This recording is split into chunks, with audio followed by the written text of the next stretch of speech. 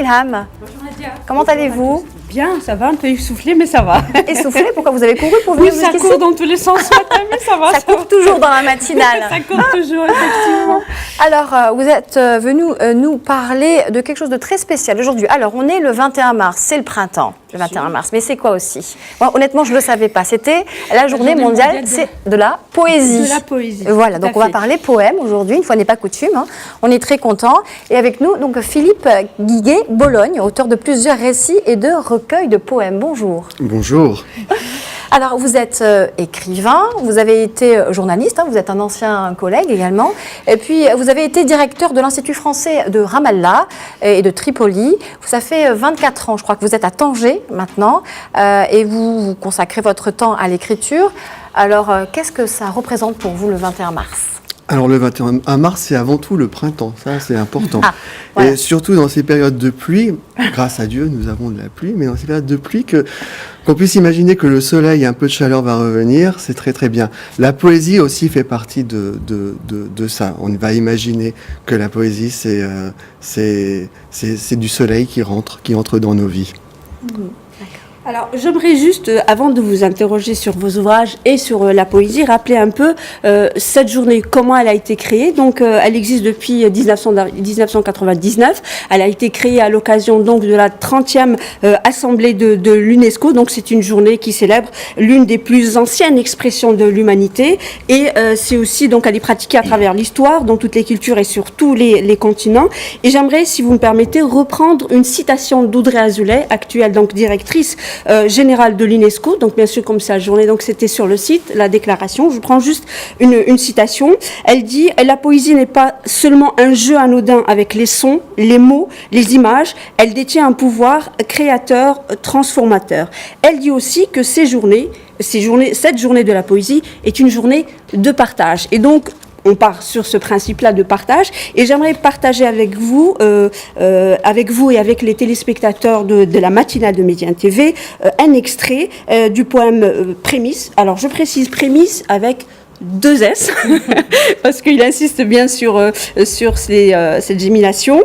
Et on écoute Philippe Guiguet-Bologne qui a justement lu des extraits de ce texte-là. On l'écoute. On regarde et on écoute. Un nuage d'escarbilles éclaire les falaises, crépitement sec et ardent, tout met illumination. Les goélands planent dans une folie rouge et de ricanements déments, l'écume s'essouffle dans le sable.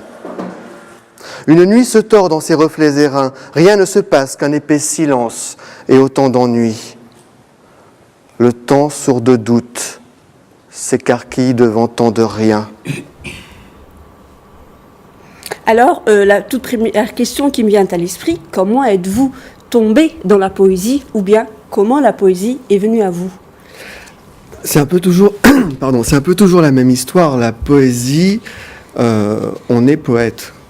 Et puis ensuite, on a la chance, l'opportunité de pouvoir le devenir, ou sinon on est pris par la vie, par le travail, par des heures de bureau, et on ne peut pas le faire. Moi, j'ai eu beaucoup de chance, beaucoup de chance. Mais déjà, tout petit, j'étais écrivain. En tout cas, je sais qu'à 6 ans, j'ai écrit mon premier livre qui s'appelait L'oiseau oiseux. Ma mère l'a gardé, je l'ai vu il y a pas longtemps, je pleurais de rire. Mais j'ai toujours voulu écrire, et puis après... mais je pense qu'il y a beaucoup de gens qui ont voulu écrire. Il y a beaucoup de gens qui ont le talent d'écrire. Et après, la vie fait qu'on en a l'opportunité ou non. J'ai pu me créer l'opportunité de passer ma vie à écrire aujourd'hui. Et j'en suis vraiment très content. Mais c'est une chance, c'est vraiment une chance. Parce que justement, il n'y a pas que la poésie, il y a aussi, vous écrivez aussi des textes, des récits, pas de romans pour le moment en tous les cas, mais la poésie, est-ce que c'est une écriture spéciale pour vous? Est-ce que ça vous emmène dans des univers que peut-être le récit ne vous emmène pas? Voilà. Alors le roman, c'est la grande star de la littérature. Presque on n'est jamais homme de lettres si on n'écrit pas de roman. Ce qui est navrant parce qu'en fait le roman c'est encore là énormément de talent, mais c'est aussi plein de recettes. Si on s'ennuie quand on applique ces recettes, il rentre dans la pièce, il s'allume une cigarette, il allume la télévision. Bon, moi, ça m'intéresse pas. Je préfère aller directement à l'essentiel, à ce que je vais exprimer, aux sentiments, aux impressions. Et pour ça, la poésie, qui est un travail sur le langage, qui est un travail sur la représentation du monde, beaucoup plus direct que toute autre forme narrative, et c'est l'idéal. Et c'est mon mode d'expression. Alors aujourd'hui, vous êtes installé à Tanger, une ville qui a attiré de nombreux grands auteurs comme Jean Genet, Antoine de Saint-Exupéry ou même Marguerite Yourcenar. Qu'est-ce que cette ville vous inspire ? Alors, sans me comparer à Jean Genet, je n'irai pas jusque-là. Hélas pour moi. Tanger est essentiel dans mon écriture.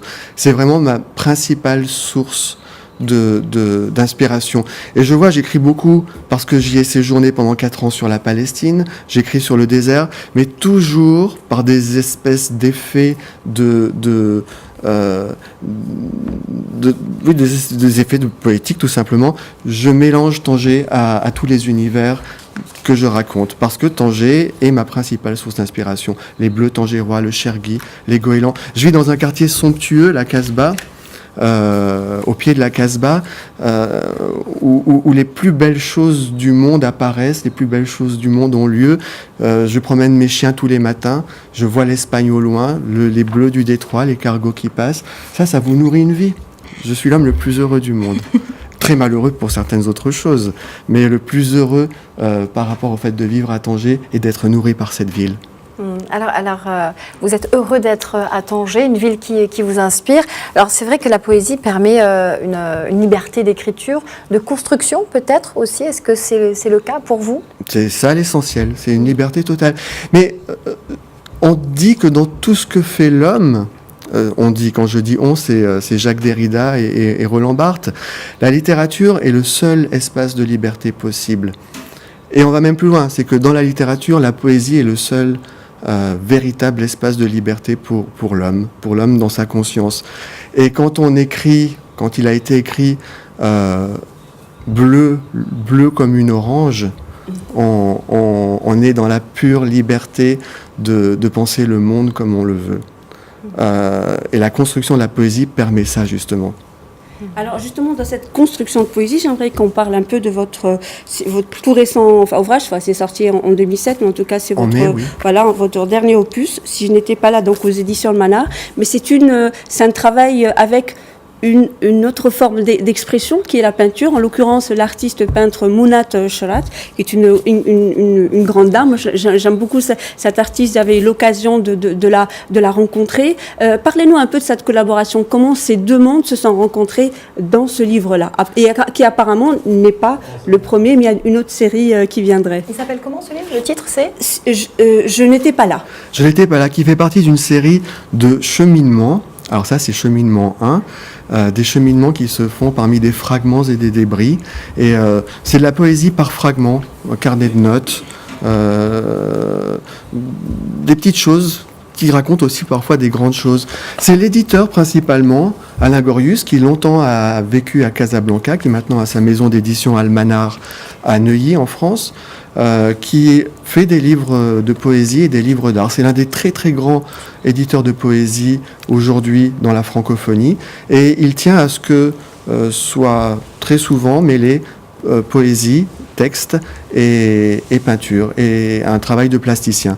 Et comme j'aime beaucoup ce que fait Mounat Charat, son travail de minéralité, c'est pierre qui est un peu exactement à l'opposé de mon approche du monde, de la représentation. Je trouvais intéressant que l'on fasse ce livre ensemble. J'ai d'autres projets avec d'autres plasticiens, mais même avec mon éditeur tangérois qui est extraordinaire aussi, les frères Sleki, Tarek qui est un de mes principaux interlocuteurs pour ma production. On réfléchit beaucoup avec qui travailler, quel plasticien pour les couvertures. Prémisse, ça a été fait avec Ilyas Selfati, Tacle avec Omar Mahfoudi. Je suis en train d'achever le 3e volet de cette série qui s'appelle Checkpoint. C'est Anwar Khlifi qui m'a fait la couverture.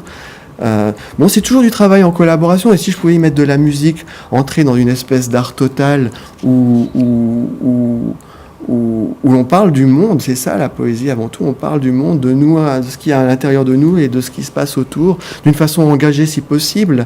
Mais si je pouvais y mettre de la musique dans ma poésie et des extraits de films... Est-ce que justement, alors en parlant d'extraits, est-ce que vous pouvez nous donner un extrait, lire pour les téléspectateurs de Métier 1 TV, justement un extrait d'un de vos poèmes?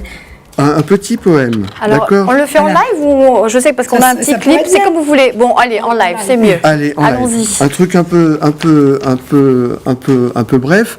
C'est un petit passage, un petit flash qui se passe dans la campagne palestinienne. Comme j'habitais à Ramallah, c'est dans la garrigue palestinienne.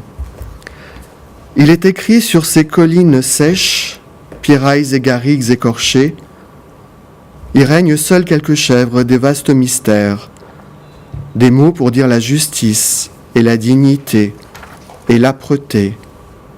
Un monde tenace et sec qui n'a jamais su se rendre. Au loin, une chanson de Feyrouz, pleurer de la radio d'un berger qui s'ennuie. Magnifique. Merci. Merci. Ça met tout de suite une atmosphère très spéciale dans la matinale de Média TV. Merci beaucoup donc pour ces vers.